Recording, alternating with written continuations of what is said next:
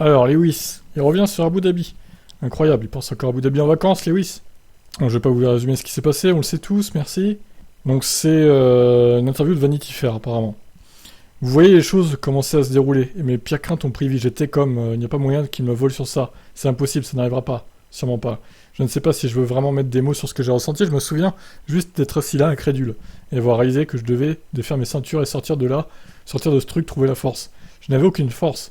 C'était l'un des moments les plus difficiles, je dirais, que j'ai eu depuis très longtemps. Je savais ce qui s'était passé, je savais quelle décision avait été prise et pourquoi. Oui, je savais que quelque chose ne tournait pas rond. Les scènes qui ont suivi ont aussi été fortes, en particulier lorsqu'Anthony Hamilton est venu reconforter son fils. Mais qu'est-ce qu'il lui a dit? Il m'a pris dans les bras, il m'a dit « Je veux que tu saches combien je suis fier de toi. Avoir son père qui vous embrasse fort de cette façon est l'une des choses les plus profondes que j'ai jamais fait, que j'ai jamais eues. Surtout quand on a grandi en ayant rarement ça. » Sur le moment, Lewis avait pourtant semblé extrêmement calme, comme s'il ne réalisait pas tout à fait ce qui lui était arrivé. Écoutez, je traversais toutes les émotions possibles, personne ne pouvait me dire quoi que ce soit, peu importe qui.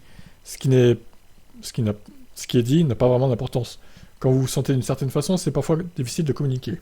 Par la suite, avec une certaine rancœur contre la FIA, Hamilton a séché le gaz de fin d'année et laissé plein de doutes sur ses intentions de rester en F1.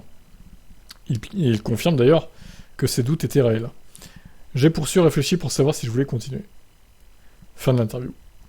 Voilà, donc, bon, bah, écoutez, voilà, hein, Vanity Fair qui revient sur ça, voilà, Hamilton, je pense qu'il l'a pas digéré totalement, on va pas se mentir, je pense qu'il le digérera jamais vraiment, totalement d'ailleurs, ce qui s'est passé, faut comprendre, hein, c'est un coup de massue, le mec a dominé toute la course, il se fait niquer sur la fin, à cause des procédures un peu cheloues, de la direction de course notamment.